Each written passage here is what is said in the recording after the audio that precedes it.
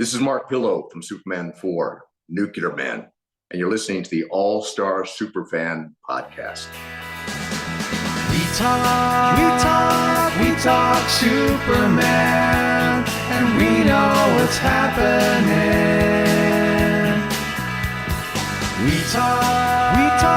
We talk Superman, and we cover everything. Hello and welcome to the All-Star Superfan Podcast, the podcast that delves into the full multimedia legacy of the Man of Steel through the ages and throughout the 28 known galaxies. I am one of your hosts, Rob O'Connor, and I'm joined once again by the mad movie mogul, Mr. Alan Burke. Alan, tonight it is time to tickle me with your trailer thoughts. How are you doing tonight, sir? I'm good. I'm excited to talk about this. It's fresh off the presses for me. As we spoke off mic, tonight was the only night this week that I actually had social plans, and I said when the trailer was announced during the week, I thought to myself, I guarantee it'll be Wednesday. That'll be the day it'll come out. And lo and behold, Wednesday. So I didn't get to watch it. It's out. What time is it now? Our time. It is almost midnight. So it's been out about 7 hours. So I didn't watch it until about 15 minutes ago. So it's right, fresh in my head. So I'm looking at the YouTube channel here. It's out 7 hours. There's 5.1 million views so far, and I must have been the latest one of them. So you're the point one. I'm the point one. Yeah. No, I was as I said to you earlier, I was at The Shark Is Broken, the Ian Shaw play about I don't like saying the making of Jaws, but about his father's time filming some of the scenes on the Orca. He plays Robert Shaw's character Quint. It's an excellent play. I saw on the Gaiety tonight. So Spoiler warning: they fixed the shark. They fixed the shark, and the film's a huge success. But I shot back then from Dublin. I came into my room, sat down. I watched it about 4 times, and then I literally logged on this second, and we're about to talk about it. Excellent stuff. So, yeah, okay. So you mentioned the famous catchphrase there. You sat down. Did it pass? I sat down. The Alan sit-down test. Talk me through it. Yeah, it passed the Alan sit-down test big time. There's again, I always say this, things I like about it and things I didn't like about it. Straight off the bat, I was a little bit, my eyebrow was raised at the fact we're straight into the identity being gone. With Lois Lane, we're straight into that, and it's such a fun part of the character. So I don't know if they'll deal with that in flashbacks or something like that, I'm not sure, but it's such an integral, fun part of the character, and obviously with Lois and Clark that we always talk about, and the fun we always had with that and that whole dynamic. I really hope it's not completely omitted from the movie in terms of his relationship with Lois. But yeah, no, I have to say I thought we'd get a little bit more in regards to the plot. Yeah. Overall, I was expecting a little bit more. It's kind of like an extended teaser trailer. Absolutely, almost, I know exactly what. Yeah, that's absolutely how I describe it. Yeah, yeah, like there's a lot of the stuff, a lot of the vibe from the teaser trailer just expanded over 2.5 minutes. That first kind of 30 seconds is probably the most interesting. But overall, I'm not disappointed. And I said it to Stacey, we were having dinner before the play tonight. And I said, I am trepidatious about it. I'm nervous about it because I don't want to be disappointed. As long as I'm not disappointed, I'll be happy. And I'm not disappointed. Okay. Well, that's good. Where are you? Yeah, I'm much the same as I was, I think. I'm sad to say, I guess. I mean, I do think the film is going to be good.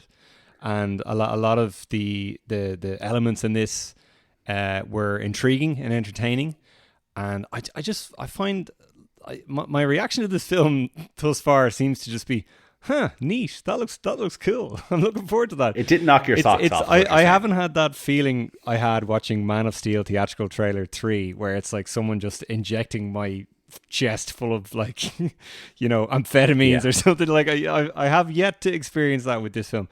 Everything has just been kind of like, yeah, that looks pretty cool. I really like the way this is headed, that kind of way.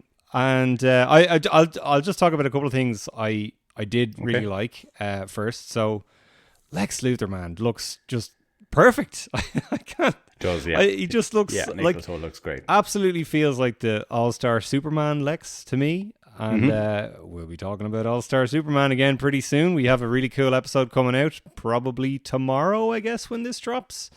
Yeah. So we did that with Anthony, and so I have that version of Lex on my mind, and that he just totally looks and sounds and feels like that, and he has that brilliant line. He's like, he's not a man, he's an it that somehow become the focal point of the entire world's conversation. I will not accept that. It's like I'm doing John Shea there. I shouldn't be, because it's Nicholas Hoult, and he's already making the role his own, and I'm loving him already. He's probably my favorite thing about the trailer, to be honest. The suit looks great. The Superman suit looks great, doesn't it?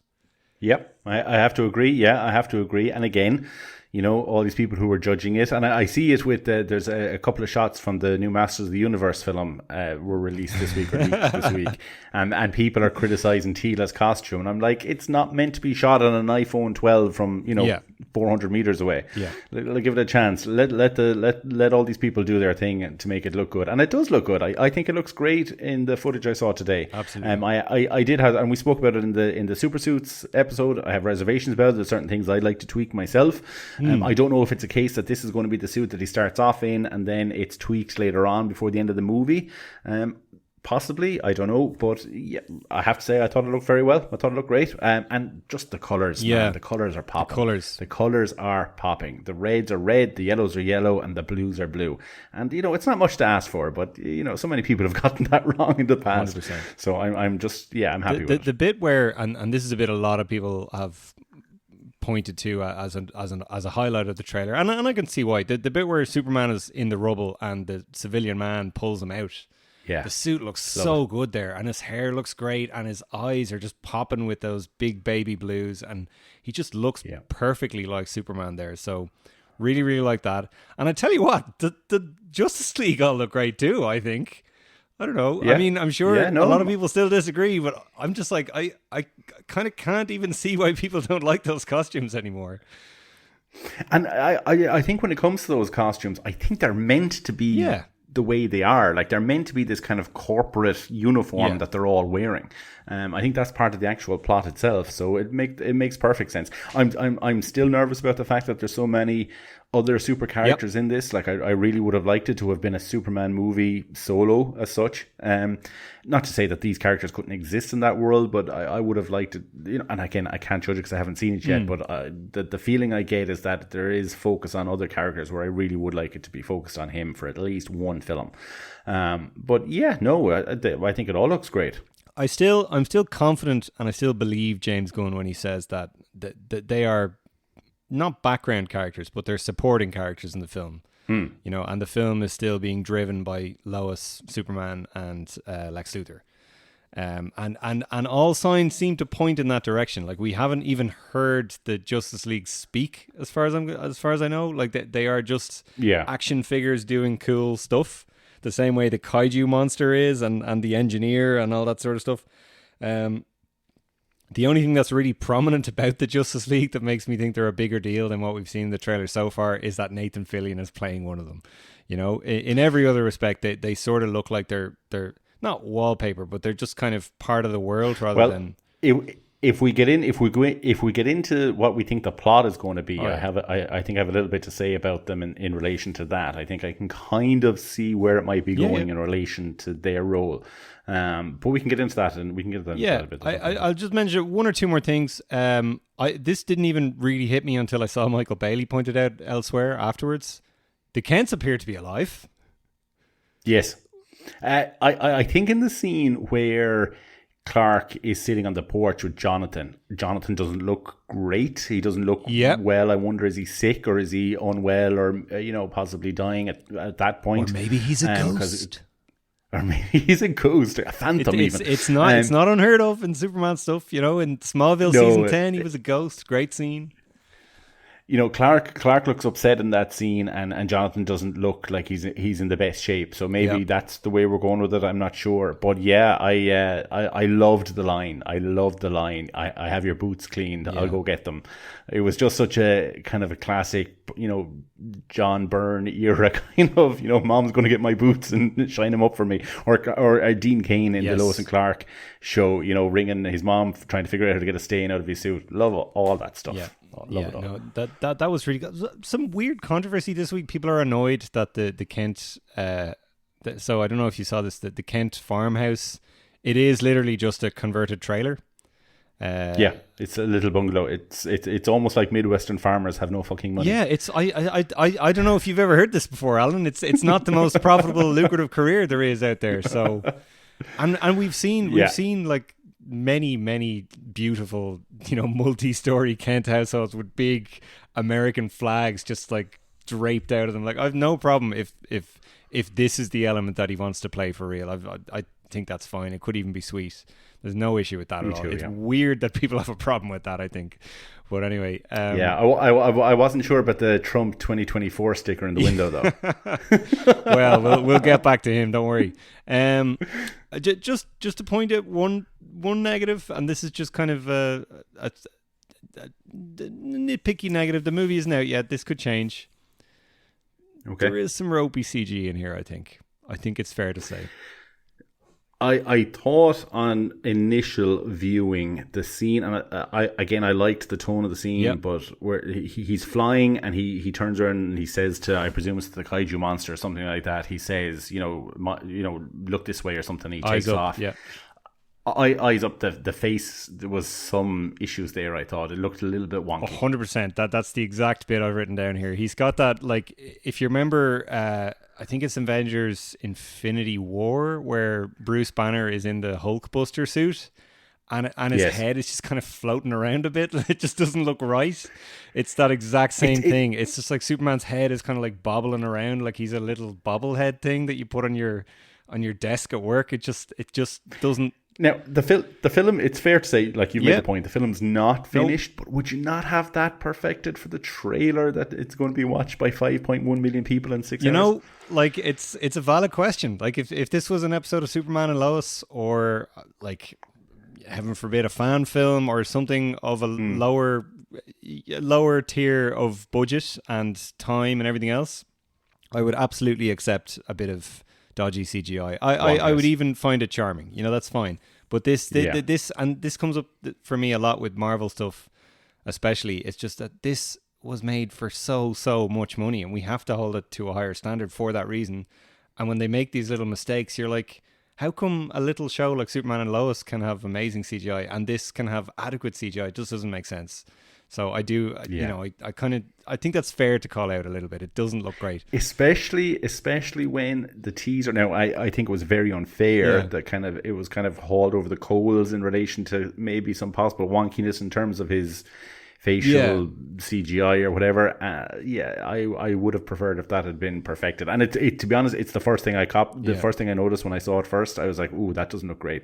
And then when I went back and saw it, I was like, "It's not as bad as I thought it was," but it's still not 100%. Yeah. Now, that being said, there's other special effects in this that do look great. Like, I mean, this isn't that hard to do, but like the Green Lantern stuff looked really well. I say it's not hard to do, but it's comparatively easier to make look real, is my point. The Green Lantern stuff looked really good. Some of the flying looked incredible, looked great, and that kaiju monster does look amazing.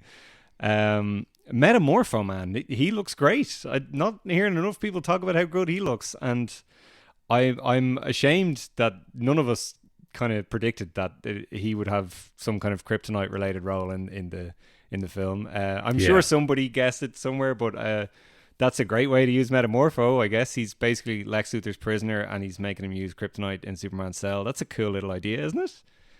Yeah, no, I enjoyed that myself. I was wondering as well, the character who is with Lex when they enter the Fortress of Solitude, her hands kind of... Any idea who that might be? That's the engineer, yeah. So she's a member of the Authority. And she has these kind of like nanotech power things, and so fan of the show Jan Rawlings made a really, really interesting point, though, that while she is a character from the Authority, which is a separate thing, and they're setting that up for its own movie and all that kind of stuff, if you read the Lex Luthor mini-series by Brian Azzarello and Lee Bermejo, it's a really, really kind of a dark, gritty Lex Luthor series told from his perspective. And I don't know, did you ever read the comic Joker, where it was just like really, really dark, kind of like a Heath Ledger style Joker? Yes. It's basically that, but with Lex Luthor. And it's been a couple of years since I've read the story, so forgive me, I don't remember the fine details of it. But Jan made the point, though, that there is a character in that, this kind of superhero type character that Lex Luthor kind of creates and nurtures to do his bidding basically, and then turns on her later on in the story. And she looks very, very similar to the Engineer in this film, and he reckons that maybe she serves the same role in this film as that character did in that story, which I thought was very interesting. So interested to see how that goes. She looked great though, and just glad that Superman's going to go up against someone who doesn't have the exact same powers as him. Let's talk about Lois. Okay, yeah. Now this is the main meat of what I wanted to talk about. That initial interview scene. You take it away. So, like I said at the beginning, up top, I raised an eyebrow straight away over the fact that she seems to know out the gate that Clark is Superman. Yeah. Now, again, I don't know, like I said, if they deal with that in flashback in any kind of way. I really hope they do a little bit, even though I don't want a load of flashbacks, because I just think it's such a fun, integral part of the story. But it's pretty kick-ass to see Lois being a badass journalist and interviewing him and taking him to task. And it's you can kind of, like, we'll get into the plot a little bit now as well. You can see where this is going. I would imagine that the story with regards to this is that we've seen those scenes where these refugees or these victims of war are in serious distress, and we have the kid lifting up the flag with Superman. Superman obviously intervenes in an international crisis, stops an invasion, stops a war, and people aren't necessarily as happy about it as he may have thought that they would be, especially the US government. I'm getting the impression that these, like the Green Lantern and Hawkgirl, are kind of, they're heroes, but they probably work for the government as much as anything else. OCP runs the cops. There. Do you know what I mean? Like, they're like, the uniforms are very similar to each other. It's very, rank and file, I think. So I could see the fact, kind of like the Sokovia Accords, maybe, that these guys work for the US government and kind of do their bidding, or are told where they can and can't go. And Superman doesn't give a shit. If people need help, he's going to be there. Now, I like that, but I like the fact that Lois is able, he sees this as, Clark sees this as kind of a fun thing for them to do. He thinks he's going to get an easy run of it with Lois, and she's not giving him an easy run. She's really going to town and taking him to task. I like that. Yeah, so I've kind of gone on a bit of a journey with that. So I was a little bit taken aback by that first. Obviously, she knows the secret, so that was the first thing that took me away. But that's just fan, preference, whatever. That's got nothing to do with the text at hand. But yeah, so it felt odd for Lois to know Clark's true identity, but then also to feel the need to ask him all these probing questions, when you would think that if she knew his identity, she would know him well enough by now that she wouldn't need to ask him questions like that, because she'd know him so well. So I'm kind of getting the vibe from that bit that while she does know his secret, it's probably not a very well established romantic relationship yet at this point in the story. Like, they're probably so, which is a different way to spin it. Like, maybe she found out very early into the relationship. Which I'm interested to see how she finds out. I'm interested to see, is it a case that she's so just good at her job that he just didn't fool her, or is it a case that he told her very early on once? Like, because there's a lot to be said. If it's a case that Clark and Lois are starting a romantic relationship, I like the fact that Clark would tell her early doors, instead of, say, the Dean Cain situation where he's proposing to a woman who he hasn't told his secret to. I don't like that as much. I prefer her to just find out from her own agency and his naivety. Yeah. I think that's more interesting than him just telling her. I think that just makes her seem stupid, to be honest. And that's how they did it in the post-crisis comics. I'd much prefer in Lois and Clark, even though I don't like that he strung her along for so long without telling her. I do like that it's her that eventually... Anyway, I am quite positive that they will tell us the particulars of all that for that reason, because the relationship just feels... It doesn't feel like they know each other very well. Like, the fact that he's reacting so with such hostility to these questions she's asking, like, I don't think he'd do that if they knew each other better, is my point. Okay, just to talk to those 2 points. If it's a case that they're in a relationship together romantically, which I believe that they are, and she knows him and she loves him and she understands where he is coming from, at the end of the day, she's a journalist. if she's tasked with interviewing this man, she has to treat him as if she would anybody else. And she would have to ask him the questions that other journalists in her position would ask if given the opportunity. Even if she understands herself what his reasoning and thought process is, I can see how she could play devil's advocate here and kind of put him under pressure, knowing that he's going to get questions like this from other people, be it journalists or tribunals or committees or government inquiries or whatever he's going to face. And he's completely naive to it. Like, we're dealing here with something that what I really like about this, from what I get from the trailer, is that the issue I had with the Man of Steel, Henry Cavill Superman, is he was a bleak, dark, introverted character as well as the world that he was in. I have no problem with the world being like that, but Superman just being Superman. He's still full of hope and full of naivety and full of just pure goodness, that he doesn't see how what he did could be construed negatively. All he did was stop people from being killed and stop a war, stop a genocide. And she's kind of saying, you need to be prepared for what's coming here, and I'm going to give you a taste of what's coming. And I kind of like that. I kind of like it, but I still don't believe that he would, rise with such heavy emotion. That he would just know her well enough to that they'd be more in sync with each other, is my point. I get that it's a movie and there has to be heated emotions and stuff like that. It just didn't ring true to me as being an established relationship, is my point. The only thing I'll base it on is I remember about 3 years ago, I was getting ready for my detective's interview, and I sat down with my wife one Sunday afternoon, and she was going to kind of run through the questions with me. And I wasn't expecting the grilling that I got from her, to be honest.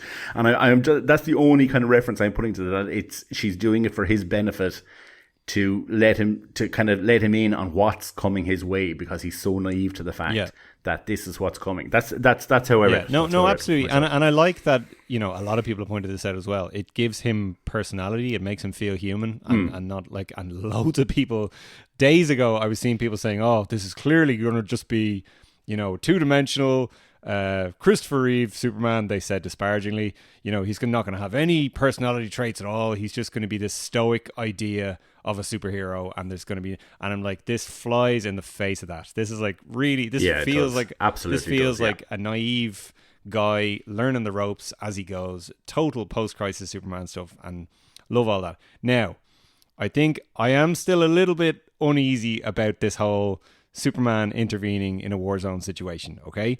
Now, that's not to say that I don't think Superman would do that. Absolutely. The reality is, if Superman from the comic books was real and the question came up, should he enter into conflict zones and stop a bomb from hitting a child? 110% yes. Absolutely, at all times, he would do that. Even if it meant going against the interests of the United States of America, he would absolutely do that 100%. That is a fine topic to explore in a comic book story. But however, I am a bit concerned that that is possibly not the domain of a summer blockbuster that has to make loads of money around the world, including in America and including other countries that are feeling the effects of the United States' dreadful foreign policy right now. And I'm a little bit concerned that this is all going to result in a message at the end of the film where it's like this kind of smug Aaron Sorkin, the newsroom type. Do you want to hear why America is actually really great, you guys? And we just have to all stick together and learn a lesson, because I personally think that could sink like a lead balloon, and we've seen it happen before. That's just my take on it. Maybe it's going to be great. They could handle it really well.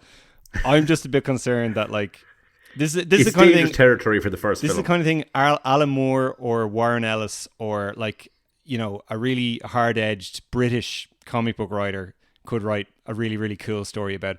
I'm not convinced that James Gunn under David Zaslav for Warner Brothers Discovery, I'm not convinced they're going to pull that side of it off, to be honest.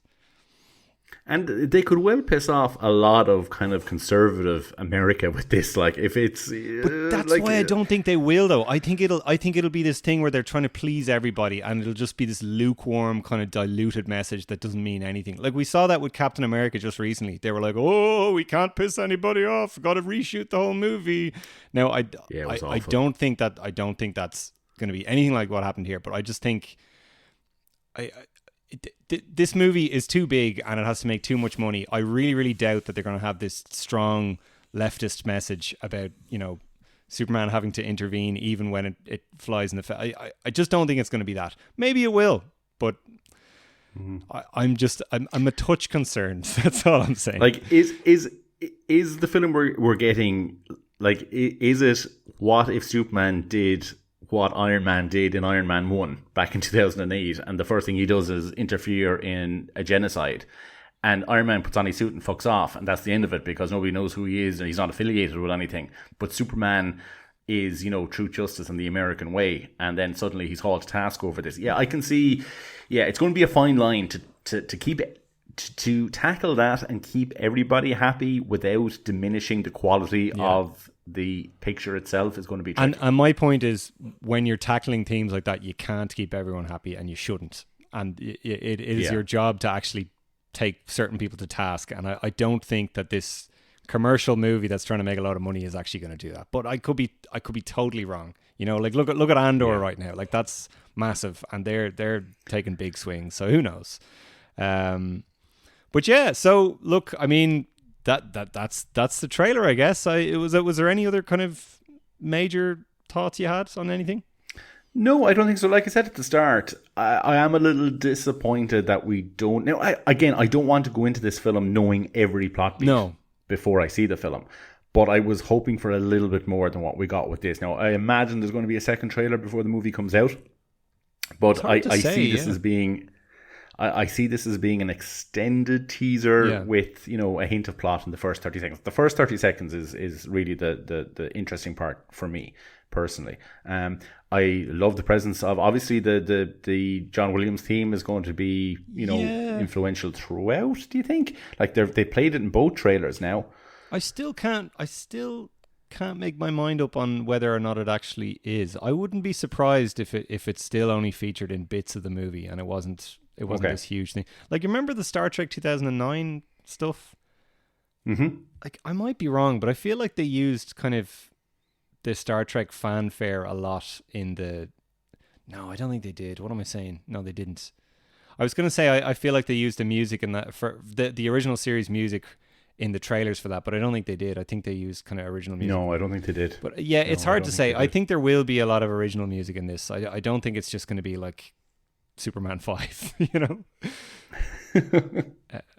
And Crypto does get punched. I called it early. I can't remember if that was on mic or off mic, where I was like, I think they're going to kill the dog. You said you think they're going to kill the dog. They're not going to. I was like, I think they're going to kill the dog. And you were like, no, they're not going to John Wick the dog. He might get injured. Yes. And we do get him getting punched in the face here. He will get injured. There will be a moment, mark my words, there'll be a moment where the dog gets injured and the audience goes, oh, and then he has a triumphant bit at the end where he bites a guy in the balls or something, and it'll be great.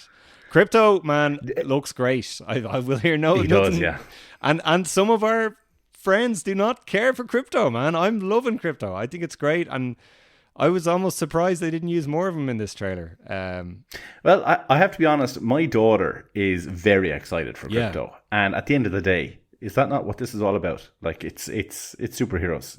Kids should be excited about it. I still can't show my daughter any of the Man of Steel films. I want her to be able to see. Oh, I hope she can see this. Obviously, I want to see it first. That's just because she can't appreciate the visionary sophistication of that film. Yeah, well, that's it. That's exactly what it is. Yeah. Did you say we have some voice messages or voice notes? We certainly do. Last thing, Lex Luthor has a Shark Tank. Really, really cool. Let's listen to some voice notes. I mentioned, like, very briefly in the Facebook group earlier on that, and on the Twitter, that we would be doing this late tonight, hopefully, and that we would love to hear some voice notes from some people. And sure enough, we got some voice notes, so I'm going to try and play them here now, and I'm hoping, Alan, that you'll be able to hear them as well. Okay, so this is Mark Witherspoon, big fan of the show, and he very kindly sent us a bunch of Lois and Clark promotional material a few years ago that we've used on some of the socials a few times. He's an amazing guy. I'm going to play his voice note now. Hi guys, it's Mark Witherspoon. Oh my God, what a day! On a Wednesday, I work at my parents' house, and they've got a summer house, which when I lived there, we converted into a home cinema with a 10-foot screen and a bar. It's pretty cool. So I go back there quite a bit. And today I was working there, and I was so distracted by the trailer being on at 5 p.m. I just kept checking the time all the time, and I just couldn't really concentrate on anything. And they dropped it early, like they always do. My mate sent me a message at about 5 to 5. It's live. So yeah, I had it up on the big screen, watched it 5 times, absolutely loved it.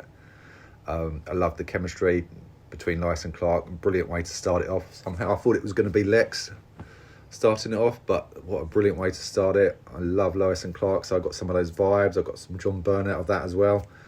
The script seemed really good. The acting was top notch. Yeah, it was fantastic. They changed the blink when he gets hit by the rock as well, so I was really surprised at that. So that's the bit one of my mates kept saying, I wish he didn't blink. So hey buddy, eyes up here, fantastic. So I love that. We've got Superman with charisma, it's brilliant. Love crypto fighting. Ma and Pa alive, hope they stay alive, kind of do. I just think it adds to the story. What else did I like? Was that Superman in space I saw? Yeah, really cool. Love it, absolutely loved it. What else? I made some notes. So I'm hoping it's, I'm a big Bond fan as well, so I'm hoping it's a bit like A Spy Like Me or GoldenEye, which will, for me, James Bond greatest hits, and it feels like it's got a lot of the right Superman elements into it. So yeah, I'm really excited. I was 10 years old when I saw Superman the movie at the original Warner Cinema, and I've been in love with the character ever since, and I've got the same kind of vibes from the trailer today, so that to me is a good sign. I just hope people come out and see it. So a lot of people I work with just don't bother going to the cinema, so I hope all those clicks online turn into tickets. So just hope it's a big success. If you guys come to London, I will buy you tickets for the IMAX screening as well, because I'd love to see it with you, and it would be great to have a beer and chat. So thanks for everything you do. Hope that wasn't too rambly, but yeah, look forward to more soon. Thank you. Amazing. That is class. So whatever about the IMAX, you all heard it here, folks. Everybody's invited to Mark's parents' summer house to watch it on a 10-foot screen when it hits streaming. Okay, folks? What a way to watch it. Jesus, that's awesome. Or on 4K physical media, whatever way you want to enjoy it. But we're all going to Mark's house. Sounds good. Amazing. Yeah, great points. All great points. I didn't notice the blink thing myself. I have to be honest. I didn't notice that. He made a good point there, though, that neither we were moaning about CGI.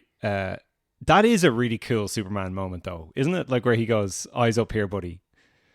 Yeah, and like that's kind of like General, would you care to step outside? It's kind of it's that kind of a vibe. Yeah, and do you know when I was watching it, I was like, that's a line that Christopher Reeve wouldn't say, and I'm grateful. I'm grateful that we finally have a Superman that is like that. He feels a little bit more kind of, everyday man of the street type. Again, just post-crisis, like it just feels more like that version, whereas less regal and more kind of everyday. And yeah, really, really like that. Man, Mark was 10 when he got to see Superman the movie in the cinema. That's amazing. That's so. That's the sweet. That spot, is the really, sweet spot. When you think about it, that is the sweet spot. Yeah, the perfect Excellent. age. No, thanks, million, Mark, for sending that in. Really appreciate it. And yeah, if we're ever in London or we come over to London at any point, we'll definitely hit each other up for a beer. I think we will make that happen. If not London, then Milton Keynes for sure. We have a message from Jan Rawlings. This is an email that he sent in. I'm going to read it out here. Rob and Alan, happy Superman trailer day. Very excited to hear your thoughts. I thought the trailer was incredible. Not surprising, since I feel like I've been cheerleading this thing since it was announced. Maybe I'm just swept up in the excitement. The two things that stood out to me were how strong Superman's characterization came off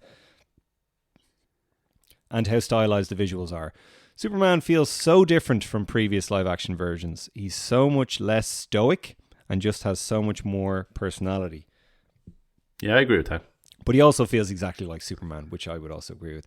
It's a striking balance of old and new. This looked like a mashup of the Fleischer cartoons, the Raimi Spider-Man movies, and Top Gun Maverick. What do you make of that? Yeah, I can see it. I don't get too much of a Fleischer vibe off it, to be honest. I do get a Silver Age vibe with the robots and stuff, but I was expecting more of a Silver Age kind of a feel. I know he fights the kaiju, and obviously in the Fleischer cartoons he fights a kind of a Godzilla-esque monster as well. But overall, like I don't really get that kind of 1940s noir aesthetic. I think feel from it. Maybe not aesthetically, but I think just the way things move in this, the kind of the feeling of speed and movement feels like the Fleischer cartoons. I think that might be what Jan's getting at. But also, you know, like there are throwback elements in it as well. You know, like someone pointed out as well, a lot of the fashions are throwback. You know, that there's a lot of kind of like 60s and 70s fashions, which are kind of cool. And like they are very stark colors as well, which is really nice. So I can kind of see that. The visuals, I'm just glad the movie looks so unique. I'm not a fan of the Snyder films, but I do think they are gorgeous to look at. So I'm glad we're not sacrificing that. And it's cool that all modern Superman movies, regardless of their quality on a story level, feel a cut above your average superhero movie in that sense. I would mostly agree with that. There was a lot of stuff here that I imagine excited you guys, especially the stuff with the Kents. I can see Alan being mixed on the geopolitical part of the story. I think it was me that was mixed on that. But I think it's a cool way to have real stakes. Yeah, I do agree with that. It's a cool way to have real stakes and resonance with current events without making Superman dark or dour. Yeah, I agree with that. Anyway, sorry for how long it is. That's not that long. Love the show and can't wait for this episode. And like I should say, I think it is important for Superman to have some kind of moral, ethical conflict in a movie. Like, you know, and I don't think you can really approach a Superman movie now and just be like, well, here's a cool villain for him to fight. Like that there needs to be kind of a Star Trek problem that he has to overcome as well, I think, in order for it to be, you know? Two things I'll say to that is, yes, I agree with that. I think modern audiences would struggle to accept a story that just completely omits any kind of talk or thought or anything to do with that kind of political stuff. And I'm hoping that the thought process here is that it will get it out of the way in the first film and then forget about it. I don't want to see this crop. You know, if this is a 2, 3, 4 movie thing, I don't want to see it cropping up every film. Now, what do you mean by that? Sorry. I mean, if they address whether they successfully address it or unsuccessfully address it, if they address Superman getting involved in world politics and wars and global issues that are real, very, very real, unfortunately, today, I'm hoping that they deal with that, whether they deal with it well or not, in this film and then move on from it. I don't want it revisited every film for the next 2, 3, 4 films with Superman. I want Superman. I just want an enjoyable 2 hours sitting down eating popcorn, watching Superman on the big screen, you know, fighting monsters or Brainiac or whatever it is, and they can have stakes and stuff, but I don't need an examination over 3 films about what it would be like if Superman existed in this world, because like we've kind of had that already.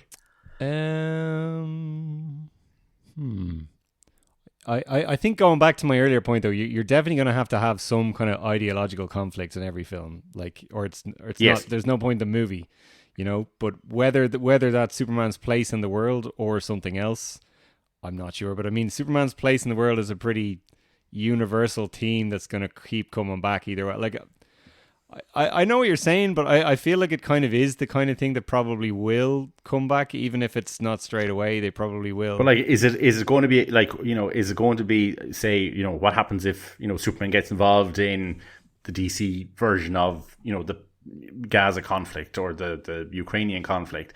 Like, I can understand dealing with that straight out the gate because they think it needs to be dealt with, but does it need to, is it something that we need to keep revisiting over a series of films? No, I don't think they're going to rehash that same thing, but I think there will be similar questions asked throughout all these films, I mean, I would expect there would be. I mean, maybe not in the it's hard to say with these crossover big universe movies how much of this stuff they're actually going to take seriously or how much is just going to be confined to singular stories. But I feel like it's the kind of thing that when you set it up like this, it's probably going to consistently be a thing. But I don't think it's going to be repetitive, is what I'm saying. I think they'll find new ways to explore it. Well, hopefully not. We'll listen now to, this is one from Ken Kramer, who is another big fan of ours. Take it away, Ken. Yes. Hey, Rob and Alan. This is Kenneth Kramer Cohen, coming to you guys from Cradle of Liberty, Philadelphia. Long-time listener, first-time caller. In terms of the trailer, I have to say, once we got that first pick of Corn Sweat in the suit last year, I was already ready to be an unpaid corporate shill. To me, when you have the trunks on, it means you get it, and if you don't have it, it means you don't. But in terms of the trailer, I loved everything about it. I loved the Lord Tech Justice League. I love that we finally get to see Engineer use her techno-organic powers. I love Lex dehumanizing Superman. I love Lois never wavering from reporter mode, even when her boyfriend gets super upset at her. But the thing I loved most about it was, I think, an underutilized or part of the Superman mythos, which is that Superman somehow manages to just be the best of us in the most messy global political situations where maybe there is no right answer and he's faced with the Kobayashi Maru, and yet somehow just does what is the most good and is the best of us. So anyway, thank you guys for what you do. Appreciate it and look forward to the next episode. What do you think of that? Yeah, I agree with a lot of that. Yeah, that's some great points. Yeah, and I think that Kobayashi Maru is a great kind of analogy for the kind of the unwinnable situation, the kind of conflict Superman will come up against in order to make him interesting. So great stuff, Ken. Yeah. Let's hear from Luke Deckard now from the Mean Streets Film Noir podcast. Hey guys, Luke here. So yeah, I don't know. There's a Gunn-ness to this trailer that I'm not quite vibing with. It just feels like a remix of Superman 78 with Superman Returns and other things of Superman. It feels like too much Superman stuff that I've seen, and I've yet to feel or see the thing in James Gunn's work that is the spark of originality, the thing that sets this Superman apart from everything else that we've seen, and that's a worry for me. Even to David, whatever his name's performance that we've seen thus far, feels like a Christopher Reeve pastiche. I think about Tyler Hoechlin or Tom Welling or whatever. There's a thing that sets each of these Supermen apart from each other, and with this one, I'm just like, I feel like I've seen this performance already. Why are we doing more of the same? Give me something a little bit different. And it just also feels cluttered. The Green Lantern stuff, the Hot Girl stuff, it feels like Batman and Robin. There's too much going on, and I don't know if I trust Gunn enough to really pull this off. I think at most I'm interested in this film, but I'm not excited. All I have is a very mild interest for this film with a Jim Halpert like the Superman. bit where he's like sitting opposite Lois and he kind of does that Jim Halpert kind of. Do you know the bit I'm talking about? I do. I thought he said hot girl. I was like, there's a hot girl in this movie? Well, there is. There's more than a few. Hot girl. Interesting points from Luke. He spoke to what you said really at the opening, at the top of the episode, about, you're not, the flame of intrigue hasn't been lit in you as such. And I get that. I think it's a little bit early to be criticizing Corn Sweat's performance, to be honest. Luke said there, he's a bit of a pastiche of say the Christopher Reeve performance and that. I think it's a bit early. At the end of the day, there's only so many ways you can play this character, and I'd argue that we've had something very different for the last 12 years in terms of a cinematic Superman, and so returning to something a little bit more original but yet keeping it modern, I don't know if you can be too critical about that. I want a classic, original Boy Scout Superman living in a world that doesn't really know what to do with a guy like that, or a Superman that is struggling a little bit to understand why just doing the right thing isn't seen as the right thing. I understand that and I like that, but I think I don't think we've seen enough of him to criticize him that way. I think the only part of his performance that we've seen so far where you can say, oh, that's like Christopher Reeve, is the Clark Kent stuff in the Daily Planet. Everything else does feel unique to me. It doesn't like that scene with Lois where he's being interviewed does not feel, that is not how Christopher Reeve would play that scene at all. Like I think he'd be far more kind of regal, and he'd feel a little bit more controlled. Like, this guy's getting hot-headed and he's losing his temper and all that. I don't think Christopher Reeve would play it like that. And also, like, even stuff like we were talking about earlier on, like, hey buddy, eyes up here. Christopher Reeve wouldn't say that. There's a bit in Superman 4 in the deleted scenes where he's like talking to Nuclear Man 1 and he kind of goes, hey, listen, time out. And it's like that it feels wrong in that scene. It's like, Christopher Reeve Superman doesn't do that. And he doesn't, because they cut it out of the movie. Like, in every other respect, he's far more kind of grand and regal. He's Superman. The Superman that he is on the street is who he seems to be in his private life as well, I would imagine. Whereas in this, the Superman is a little bit of an act, but there's also an actual real person there. Yeah. There's a real person sitting in an apartment having an argument with his girlfriend. And I like that. That's more relatable than what, like, I love Christopher Reeve. Christopher Reeve is the GOAT. But, he's completely unrelatable, really. In any way, shape, or form. Okay, go on. It's an argument for another podcast. I would argue that the most relatable he is actually in Superman 4, when he's just doesn't know what to do and he's fed up and he's thinking, and you can kind of see a little bit into the window of his personal life. I kind of like this portrayal. I don't think it is really a pastiche of previous performances. And I am really interested to see what he does with it, to be honest. And I don't want to disparage other actors all the time, okay? I really don't. But, like, he is showing more charm and more presence, more movie star presence in that scene with Lois than I think some of the other actors mentioned have done, for me at least. I don't. Yeah. Again, I love them all, but I think this guy is going to be really, really good.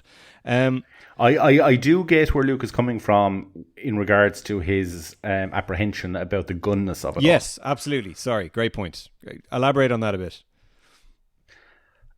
I don't know how much originality Gunn is going to bring to this. I'm not a massive James Gunn fan. I really liked the first Guardians of the Galaxy. The second one I enjoyed too. I know certain people absolutely love that movie. I'm not a huge James Gunn fan personally. And it, like, I would think that some of these films are a little bit soulless. Like which? And like, really, like, in terms of, say, in terms of the Guardians movies, I don't know. I never really cared for those characters too much. It's kind of controversial, I know, but it's kind of like they were friends because the script said they were friends. Yeah, but soulless, I just don't know. I just don't know if. I don't know if he can hold a light to someone like Richard Donner, to be honest with you. Yeah. And I think that's the kind of person you need in relation to a character like this. If it was a Squad C Justice League movie, I could understand Gunn being in it or being put in charge of it, but I just don't know. I'm not sold on whether this is a good fit. And it could be an amazing fit. James Gunn and Superman could be an amazing fit. But I'm not sold on the concept of James Gunn helming this, to be honest with you. And I haven't been won over yet by the trailers in terms of that. I still have apprehensions about him helming this. I agree, but I heartily disagree that his films are soulless. Like, I think if you look at Guardians and you look at, like, the central driving force of all three of those films, and Peacemaker, and to a lesser extent Suicide Squad, they all have way more character-driven stories. To be fair, Soulless is probably a bit harsh. Guardians Volume 2 specifically, which is all about, I can't even remember the names, characters, like Chris Pratt's relationship with Kurt Russell. That is so powerful in that movie. Yeah. Now, is it heavy-handed? Yes. Is it overly sentimental at times? Yes. And I think That's the danger that this film could Okay. run, is that it could be a little bit too much of that, you know, that kind of way, and it might be too much for No, I like a get you. mainstream audience. I definitely don't think he's soulless. And like Peacemaker, Okay, that I'll retract the soulless like remark. soulless, That watch was a Thor bit harsh. Ragnarok or fucking, I don't know, Captain America 4, Ant-Man 2. There's a million of those films that are soulless. I wouldn't say that about Gunn at all. Fair enough. But I mean, in terms of whether he can pull it all off, absolutely agree. He might not. Yeah, like I'm not saying, but like, let's not forget, everyone was so sure visionary director Zack Snyder was going to be nothing but net, and you know, to some he was, but to others not so much. And for me, I'm able to point at a couple of James Gunn films that I quite like, which is more than I can say for a lot of directors who make these movies. You know, that kind of way. That's fair. That's where fair. I'm coming to with this, is like, has he made some films that I quite like? Yes. Has he made a TV show that I quite enjoyed? Yes. You know, did they stand out from the crowd? Yes. So I'm like, let's give this guy a chance. You know, I do agree this could all be a little bit too much. And the Batman and Robin comparison, it does kind of, I hate to say he might be onto something right there, you know. I am a little concerned that Gunn might be worried that he's only going to get one shot at this, so he's going to overstuff it with things. Oh, who knows? You know, like, yeah, I just keep coming back to the fact that like plenty of my favorite Superman stories have other superheroes in them that don't overpower the story. Like, you can do that with Superman in a way that you can't do with Batman or even Spider-Man. You know, there can be other superheroes in that world. So I'm not too worried about that, but I will acknowledge that it could end up feeling overstuffed for sure. Yeah. We have two very short ones left. The first one I want to play is from Paul Martin, who is a very big fan of ours. He's very, very funny on the Facebook group. He's a man of few words, but those words will count, and so will his actions. I see the time. I'm looking at the clip here because Rob is sharing his screen. I can see how short it is. So here we go. I don't know what to expect here. Take it away, Paul. Okay, so my Facebook was muted. We're going to try that again. I'm not even going to cut that out. Let's go ahead. This is live TV, folks. Take it away, Paul.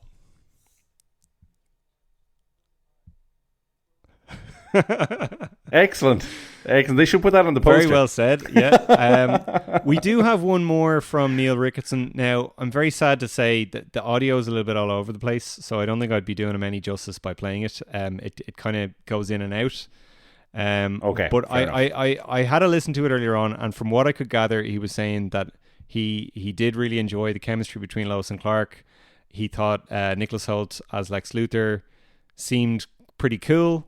And he also said that he's still just really, really not sold on the John Williams score, and he wishes that there had been a completely new direction chosen for this film, musically, that is. Which I think some people are still expressing. But you're a fan of the John Williams in this film, are you? Yeah, I think John Williams' score should go with Superman like the Bond theme goes with James Bond. I just do. I just think it's perfect. I just think it's absolutely perfect, and you can vary it up a little bit if you want, and you can remix it or whatever you want to do with it. And don't get me wrong, I think it should have original music obviously attached as well. But overall, I'll never complain about the John Williams music being in a Superman movie. Yeah, I think I'm there too. And they are using it very differently. Like even the way they're arranging it, and the way they're. Like, I would just always expect them to just use the fanfare all the time. The dun, dun, dun, dun, dun, dun, dun, dun, and they're not doing that at all. They're using the main theme in this really kind of slow, deconstructed way that I'm not used to hearing, and it sounds really weird. I'm not 100% sold either, but like you say, you're just never going to do better than that theme, I think. And it is nice to hear it again, so... And I am a fan of other themes. Like, I am a fan of Zimmer's work. I am a fan of other themes for the character and stuff. But I just think it's just perfect. Yeah. I just think it's magic. So, Alan, we have another really, really special episode with Anthony Desiato, all about All-Star Superman. Can you tell us a little bit about it?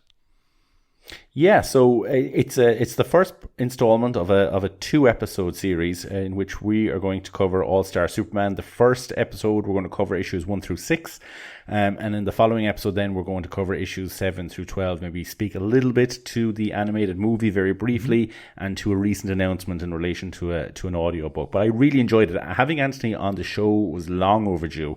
We've both appeared in Anthony's podcasts over the years, and it was a joy to revisit that story and to examine all those issues and chat about it with both of you. And I'm really looking forward to people hearing it. It's long overdue. We spoke about All-Star Superman very briefly in our 3rd episode, and when we spoke to our favorite stories. But as I say in the episode, how can you have a podcast named All-Star Superfan and not talk about All-Star Superman? So we've and it's timely as well with the influence it's allegedly has on the Gunn film. Yeah, I'm really looking forward to people listening to it, and please reach out to us as well with your thoughts about it. Absolutely, yeah, it's a great discussion. I can't wait for people to hear it, and yeah, it's just great that audiobook thing is coming out now. I can't wait to listen to that as well. So if you want to get in touch with us, you can reach us on Facebook or Instagram at AllStarSuperFan. You can find us on Twitter or X at AllStarSuperPod. We are on BlueSky and Threads. We don't post there as often as we should. And you can send us a voice note on our new SpeakPipe page, which is AllStarSuperFan. Send us a voice note there. You're going to have to explain to me what that is, by the way, because I haven't a clue. It's basically just this website. You go on it, you set up a page, and people can leave you voice notes there that you can play in your podcast. That's excellent. So it's perfect. If people aren't used to fiddling around with WhatsApp or voice recorders on their phone, just head to that site. It's really, really easy to do. 3 of the voice notes we played tonight are all from that. So check that out. And yeah, really looking forward to hearing from you guys. Excellent. So until next time, everybody, stay safe, stay super, and take care out there. Bye-bye. You have a dog?